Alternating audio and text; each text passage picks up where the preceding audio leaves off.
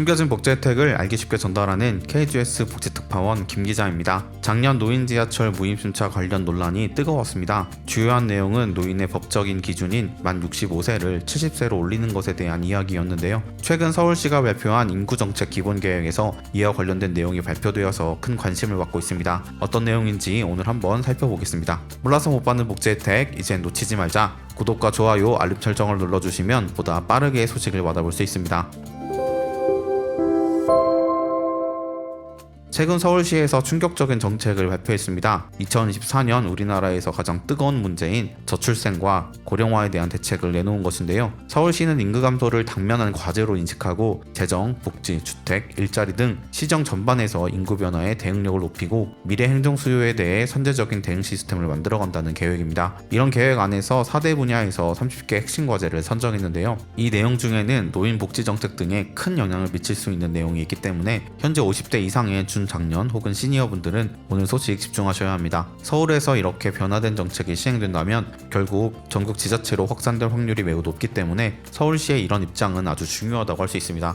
현재 서울시의 상황은 이런 변화가 필요하다고 할 수 있는데요. 서울은 2023년 합계 출산율 0.55명으로 세계 최하위 수준이며 2005년 고령화 사회 진입 후 21년 만인 26년 초고령화 사회 진입을 목전에 두는 등 인구 구조 불균형이 아주 심각한 상황입니다. 이러한 상황에서 발표한 30가지 과제 중에 노인 정책과 관련된 내용만 간추려 소개해드리겠습니다. 먼저 정년제도 개선 및 계속 고용 지원입니다. 서울시는 2031년이 되면 사회복지 서비스업에서 전국 기준 58만 명의 인력이 부족할 것이라고 합니다. 따라서 서울시는 사회복지시설 종사자의 계속 고용 보장 방안을 연구하겠다고 하는데요. 현재 사회복지시설 종사자 인건비 보조금 지급 연령 상한 기준을 종사자 60세, 시설장 65세로 규정하고 있는데 이런 부분에서 더 큰 보장을 하는 것으로 이해할 수 있겠습니다. 다음으로는 외국인 인력 확충에 대한 내용인데요. 간병인 등 돌봄 분야 외국인 인력을 늘리기 위해서 25년부터 준전문 인력 취업 학교를 운영한다고 합니다. 이를 위해서 서울시는 이민 다문화 정책 강화를 위해 7월 1일 글로벌 도시정책관이 신설됩니다.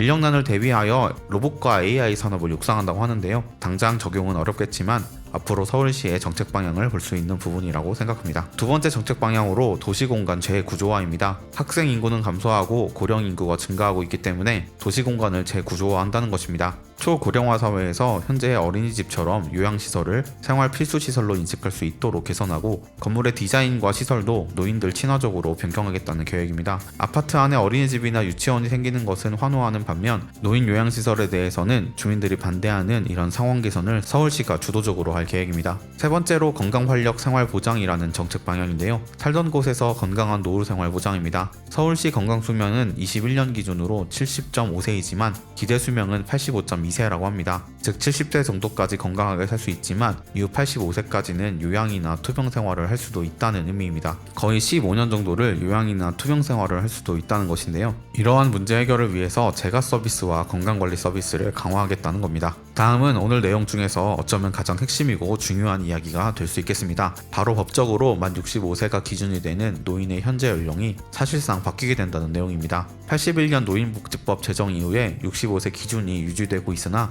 노인이 생각하는 노인 나이는 72.6세로 조사된 바가 있다고 합니다. 드러난 건강수명을 고려해서 신규 복지 사업을 도입할 경우 연령 기준을 60에서 80세 등 유연하게 적용하는 방안을 검토할 계획이라고 발표했는데요. 결국 서울시가 최초로 각종 노인 복지 혜택을 주는 기준 연령을 만 65세에서 만 70세 이상으로 바꾸겠다는 것입니다. 사실 정부에서도 노인의 연령 기준에 대해서 상향 조정하겠다는 이야기가 계속 나오고 있는데요. 서울시에서 이런 정책을 시행하게 된다면 앞으로 다른 지자체에서도 확산될 가능성이 높겠습니다. 서울시는 인구 감소 등으로 세수는 줄어들지만 노인 인구는 계속 늘어나기 때문에 큰 재정적인 문제를 가지고 있다고 합니다. 따라서 진행하는 사업에 따라 융통성 있게 노인 기준을 정하겠다고 밝혔는데요. 예를 들어 생계와 직접 관련이 없는 분화지원 사업의 경우 노인 기준을 높여서 지원 대상을 축소한다는 것입니다. 노인 기준이 높아질 경우 지하철 무임승차 제도는 어떻게 될지 가장 궁금해하실 텐데요. 지하철 무임승차를 포함한 기존 사업에는 일단 적용하지 않을 방침이고 이르면 내년부터 신규 복지 사업 사업에만 이런 기준을 적용할 예정이라고 합니다.